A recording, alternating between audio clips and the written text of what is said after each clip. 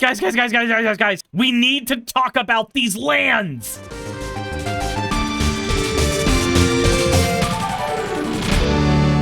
What's up, guys? My name is Suris, and I'm not going to go through my spiel today. I'm just going to tell you I am uber excited about these new lands. You have no idea. Though a little less excited than I was when I found out the Odyssey filters were being completed, but these lands are probably the best lands we have in Commander right now that are not shocks, duels, or fetches. Like, I'm not even kidding. When I think of every single land type that exists in Magic and how powerful it can be and what it gives to decks, these new lands are going to help budget players just bridge that gap super well. But before I can gush about these lands and some of the other stuff we're getting from Strixhaven that is kind of unique, I need to celebrate you guys before I do anything else. So, we have some not safe for work Suris as posted by Blue, because rolling around on rolling chairs isn't technically safe for...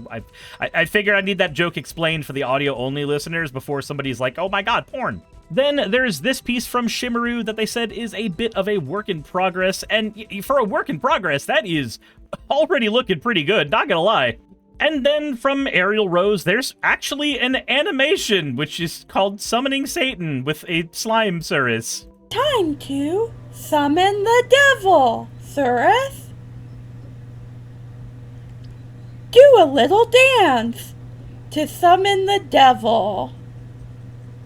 As always, thank you guys for showing your fan art in my Discord. Thank you guys for supporting me for all the years you have. But with that said, let's go ahead and talk about lands. And I mean, the first thing we got to talk about is this thing right here. This is Eclipsed Steppe, and this is Coastal Peak. Now, both of these lands are really important to me. Scorched Geyser as well. I guess technically these guys are the more important ones.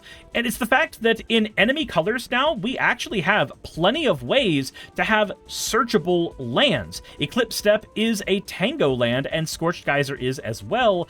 And then Coastal Peak is a cycle land, which means that we're almost completely set up with every single color combination of Cycle Land, Odyssey Land, and, of course, Tango Land. There's not really going to be any land combination for a deck that will not have access to good searchable lands.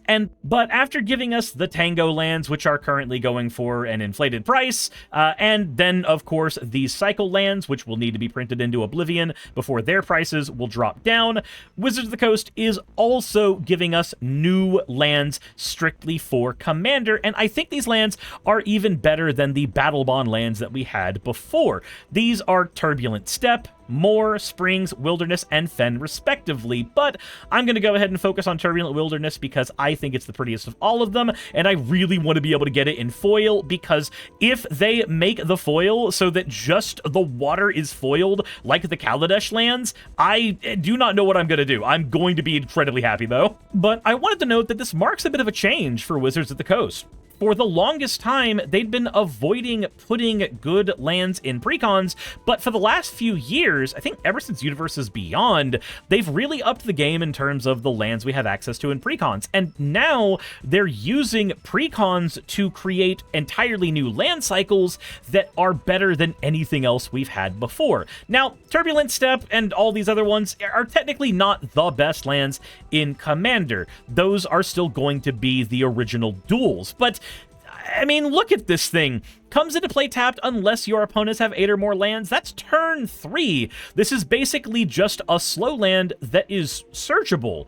Now, whenever you're building a land base, you have access to this, flip lands, search lands, reveal lands, like all kinds of stuff. You are not going to have any trouble at all solving your mana base so long as you know which lands are worth grabbing. And that reminds me, I need to go ahead and update my lands list. I stopped updating it after a bit, after I got better at Scryfall searching, but I need to keep that thing updated with all the lands that are relevant for Commander.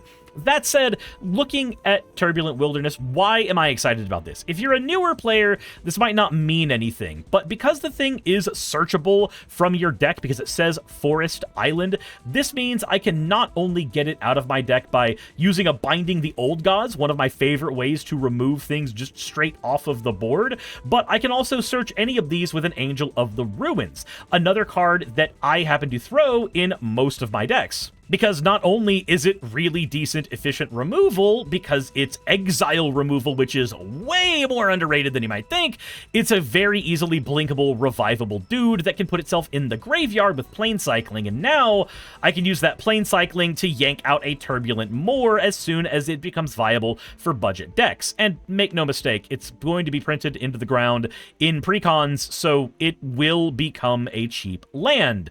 Or so help me God, Wizards, please do not give me this boon and then throw it away because you don't want to print these lands a lot and you want to make them chase cards or something.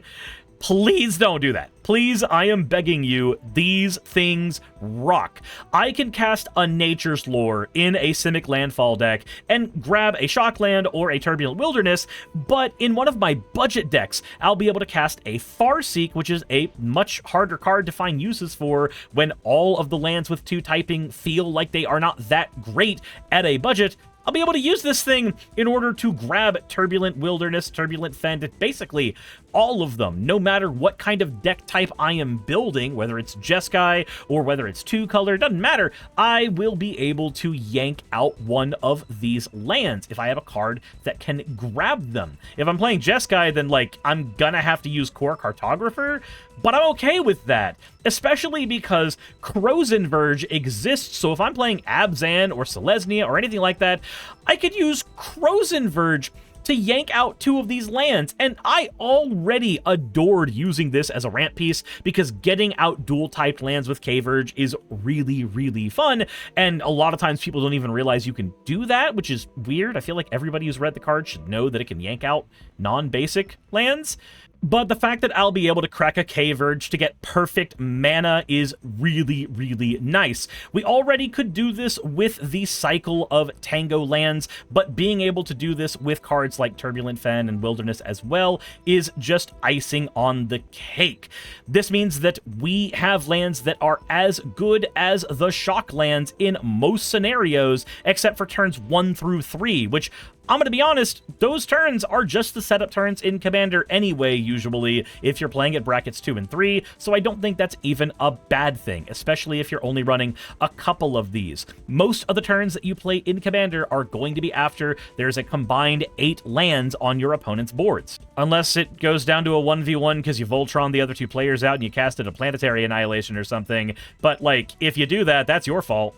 But these lands aren't the only thing we're getting in the new Strixhaven precons, which I'm a little torn on. I don't know if I want to review the precons, if I want to do upgrade guides for the precons, or if I want to make entirely different decks for the commanders as videos, which that one seems to be the one that performs better on the channel, but like, I'm basically fine doing whatever. Let me know in the comment section what you want to see. Do you want to see upgrades for the Strixhaven decks along with separate ways videos for their alternate commanders? Or do you instead want me to do just like a generic deck review for all of them so you have an idea of what they are? Or is there something else you want me to do with these decks? Let me know in the comments below. However, the other elephant in the room we need to address is something else coming with Strixhaven. These are the reserve list cards. Technically, there's cards that are reserved lists that are in here, and then there's cards like Reanimate that are in here that are not reserve lists, so Now, I've heard whisperings that there are people complaining about these cards being like a violation of the reserve list or something, but I'm gonna be honest, if you thought that, then Garth One Eye was something that you really needed to be freaking out about because it could make a copy of Black Lotus. I'm sorry, but this is not a violation of the reserve list, and I've only really heard that people are complaining about this. When I looked around on Twitter, at least, I didn't see that. Maybe it's that way on Blue Sky. I don't know. Let me know what you've seen. But I want to talk about these specifically and just how fun it is to have access to things that either are reserve list or something else, which I'll get to in just a freaking minute. But it is fun to have access to these in the game for people who are playing at tighter budgets. I know that right now, like Emeritus's Ideation, or Emeritus of Ideation is technically sitting at $50, but the card doesn't exist yet, so we don't know what its price is actually going to be when it comes out. Anytime one of these sets comes out, you really don't know what the prices are going to be until things have settled out. You need to see how many people are buying product, and that changes things a bunch.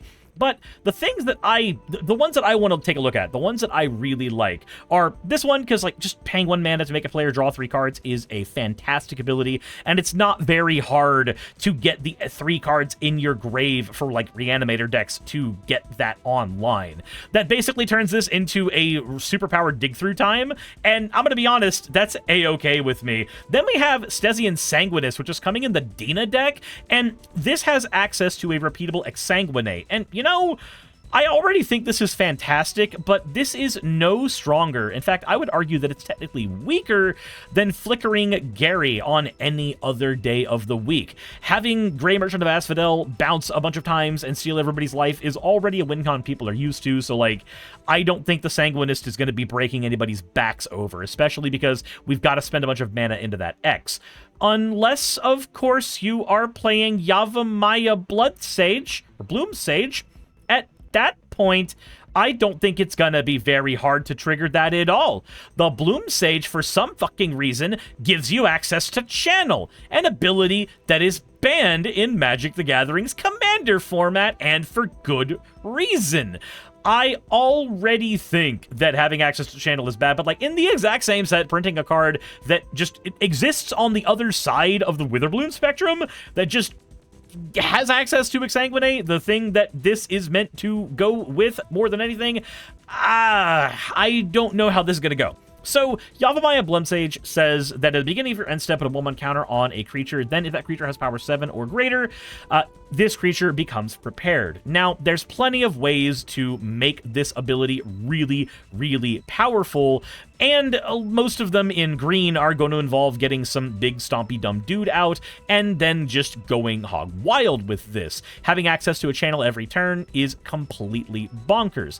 However, it does say at the beginning of your end step, which means that you will be unable, in most circumstances, to use the channel the turn that you get it, meaning there will at least be a turn cycle where people have the ability to remove this from the board. I know dies to removal is not an argument. It doesn't mean anything. Every card in Magic the Gathering dies to removal in some way, shape, or form, so it's a reductive argument that doesn't mean anything at all, but it is, at the end of the day, a 3-mana 2/2 that requires a setup on your board and then gives you access to channel, and then needs a card that Channel is able to work with because, well, that is just infinite mana, not counting your life, but that's not always enough to win a game. Unless you've got something to use that mana on, a player can easily just not have cards in their hand, and this isn't going to do anything for them. Unlike regular Channel, which comes out way faster and just annihilates people. But again, I am curious about how this is going to operate in Commander. Is this going to be something that has to be killed on sight for people? Is this something that, as we play, we will just become accustomed to? Or will it become another Dockside Extortionist that introduces something into the game that ought not be there, and then everybody is going to call for it to be banned? I don't know. We'll see. But Channel coming back into the game is a little wild to me. Then we have Grave Researcher, which has a repeating reanimate effect. You already know that I am going to be buying multiple copies of this basically as soon as the markets tank on it. And honestly, the thing that it's asking of us, being able to have 3 things in the grave to prepare this reanimate, is very easy. But I do want to note that as powerful as this ability is, something that you really need to remember with this is that you're spending 3 mana to get it out first, and then the reanimate is happening a turn later, and then the reanimate is still costing you 1 mana, meaning that this is costing you 4 mana overall. That is 4 mana spent across 2 turns, and that's definitely a reason that it's not going to be super broken, but it is still 4 mana for a reanimate to begin with. Now, that scales up with time a lot, but once you get to the point where you've used this reanimate ability a few times, it's going to be no better than Debtor's Knell and a Virtue of Persistence. These are doing the same thing at that point. But again, this is a very powerful version of this effect, and I think in any deck that likes Reanimation or Aristocrats, this thing is going to be damn near an auto-include. I know it's going to be an auto-include in Sephiroth for me, and not just this, but also it's going to be an auto-include in my Terra deck, and probably, if it goes down enough in price, probably Kefka, but my Kefka is a $20 deck, so I can't really guarantee that it'll fit in there. Then we have the eccentric Pest Finder, which says at the beginning of each end step, if you gained life this turn, this creature becomes prepared, and that gives you the access to the Turn Stones ability, which will make a pest. Now, this may not seem like that strong of an ability, but I need to remind you about a very particular card that exists. One of my favorite commanders, Savra, the Queen of the Golgari, specifically adores pest tokens because they trigger both sides of her ability. So I'm going to be honest, I don't know if this Pest Finder is making its way into Savra day one, but it's definitely going to be a contender in there. Having repeated access to a pest token specifically is gold in this deck. Studious First Year is also interesting because paying 1 mana for it and then having access to a Rampant Growth afterwards means that this is Font of Fertility. This is Sammy's Curiosity. This is Wayfarer's Bauble. This is every single version of this effect, Diligent Farmhand as well. This is every version of the pay 1 mana now, pay 2 mana later ramp spell that exists, but we get another one of them. They are slower, technically, than casting a Rampant Growth because they require 3 mana over the course of 2 turns, but I'm gonna be honest, I really, really like this thing. I think it's going to make its way into a lot of my budget decks, especially Golgari decks that see it effectively as a Rampant Growth that I don't have to throw in the graveyard that can then be destroyed for something like a Victimize or a Blood for Bones or the Skyfisher Spider that sacks a creature to blow up anything. Like, suddenly a ton of Golgari strategies are going to have one more dude that is perfectly fine being used and abused for just being cannon fodder. Noctum Lore Spinner's also cool because he gives us access to Wheel of Fortune, and he only ever goes online if a player is behind. If at the beginning of your upkeep, a player has 1 or fewer cards in their hand, then the Wheel of Fortune is available. That's going to be really decent in Rakdos Discard or anything like that that wants to put like a Sheoldred out and then wheel people down. It's going to be very, very easy to make that Wheel of Fortune happen. But just having access to a Wheel of Fortune that doesn't cost an arm and 2 legs is plenty for me. I don't know if this is going to see play outside of heavy draw burn, heavy discard, or like Niv Mizzet decks, but I'm interested to see what brews get made with this. Then we have the Emeritus of Abundance that can repeatedly cast Regrowth. Now, again, it is important to note that this is effectively casting Regrowth at a very slow speed, and it's asking 5 mana from you. That's 2 more mana than an Eternal Witness was already asking, but it is technically repeatable. However, that repeatable has a caveat, and that's that this creature only has Vigilance. So without any kind of evasion to make this thing survive every combat, you're going to have to be playing heavy control for it not to just be smacked down by your opponent. Nobody wants to see you constantly recasting your Oblivion Stone, and this will certainly allow you to do shit like that when combined with Ashaya, so that's going to be really, really nutty to see. But again, it's going to require some setup to make this work, so I think this is perfectly fine. Emeritus of Conflict gives you access to Lightning Bolt. My god, I am so happy about that because the conditions to trigger this are just doing basic spell slinger things. If you cast your 3rd spell during a turn, this becomes prepared. Do you know how easy it is to cast a 3rd spell when everything in your deck is a 1 mana cantrip? That's super, super easy. And also, because those decks are usually casting casting more than just 3 spells, suddenly those lightning bolts can be cast more than 1 time a turn. So again, I'm going to be interested to see the builds this is going to work in. Harmonized Trio is also fantastic because it's giving us access to Brainstorm, and all it's asking us is to tap creatures while being a 1 mana creature with 2 incredibly well supported archetypes behind it, Merfolk and Wizard. Wizard decks already draw an absurd amount of cards if they're having cards like Ayami in them, and when you look at this card in terms of being a Merfolk, the amount of tapping manipulation that Merfolk decks already have access to means that this repeatable Brainstorm is going to be repeating quite a lot. Then we have Inspired Sky Painter, and this is the last one that I want to talk about. This is a flying creature that says when he enters, and whenever one or more creature tokens you control deal combat damage to a player, this becomes prepared, and his prepare is being able to create a token copy of anything that gains haste. Now, again, this is asking 7 mana in order to use his ability, and that is a big ask for a singular clone. For 4 mana, we have Arenicus' Vile Duplication, and that already lets us circumvent the legendary rule. For 5 and 6 mana, you have other ways at a budget of cloning creatures and making them non-legendary, and for 2 mana, you have access to things like Phantasmal Image, and then when we're talking about tokens, you have things like Quasi-Duplicate, which can be used and then can be repeated, and it's still cheaper to repeat those than it is to use this even once. Like, there's plenty of reasons not to run this guy, but 2 things. 1, he's a 2-mana 2/2. There's plenty of decks that can abuse that. 2 is he's a lizard wizard.